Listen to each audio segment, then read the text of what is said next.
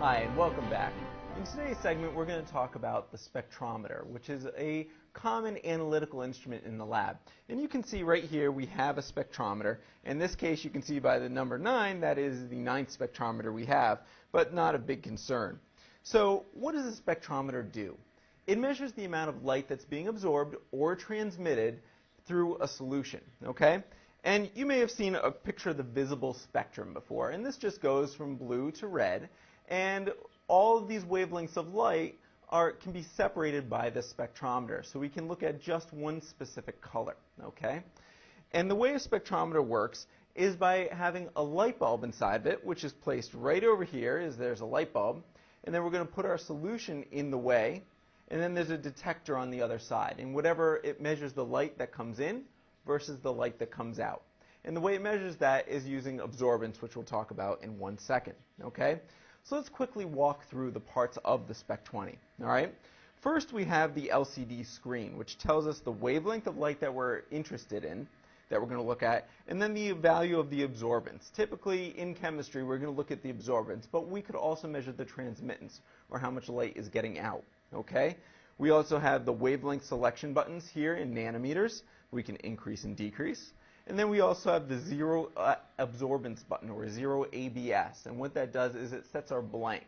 And the blank we'll talk about in a few seconds, okay? So let's talk about a little about what we use to put into the spectrometer and how we measure. And those are the cuvettes. And a cuvette is just one of these little pieces of plastic cubes. And they can hold our solution, which we can measure. And we're going to measure this blue solution in a short amount of time. Okay, so what does this do for us? How can the spectrometer, by just giving us an absorbance value, do anything? Well, the spectrometer measures absorbance, okay? And we can relate absorbance to concentration using what's known as Beer's law, okay? And Beer's law just relates absorbance and concentration and path length all in one nice simple equation, okay, that you'll be using in lab. So let's first begin to measure the absorbance of this blue solution, okay? To measure the absorbance, we have to know what the absorbance of the background is, because the blue solution here in this case is just water and food coloring. So the background, what I'm not interested in, is the water. So I'm going to first fill my cuvette with some water as my background solvent, and as I fill that up, we'll have our background solvent, okay? The next thing we have to do is set the wavelength. What wavelength are we interested in finding out about? And that may be told to you in your lab procedure, or your TA may tell you, or you may have to figure it out. In this case, the absorbance that we're interested in is at a wavelength of 600 nanometers. So I'm just going to quickly use the nanometers up button and adjust it to 600 nanometers, and we can see it's there. And I'm going to insert my blank cuvette. Before I do that, though, I'm going to need to know which way my cuvette is pointed so I can say consistent, okay? And on this cuvette, I've already placed a small black mark, and by putting that black mark there, I know that it's always going to face out. So I'm going to put my cuvette into the spectrometer, facing out. I'm going to close the cover so we don't have any stray light get in.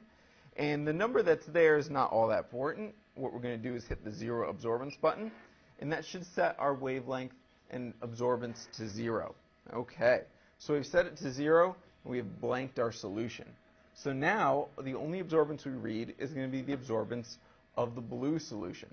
So I'm going to take my marker again and mark the other cuvette so I know which way is going to face out. So if I do repeated measurements, and I'm going to make that little mark there. And you don't have to worry about being in the way because the light on the cuvette actually is around the bottom half or so. So as long as the dot is at the top, we're okay. So I'm going to put my cuvette in my spectrometer, insert it into the chamber, close the cover, and we can measure the absorbance as 0.392.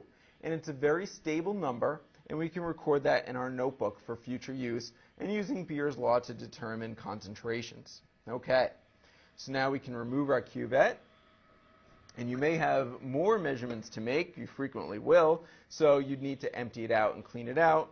But this time we're only going to have one measurement. So right now we're going to empty our cuvette, and we're going to pour that right into our waste beaker. Okay. Now we do save these cuvettes And so other people can use them, so we have to make sure that they are very, very clean because the spectrometer is very accurate. Accurate to the point of measuring parts per million to parts per billion.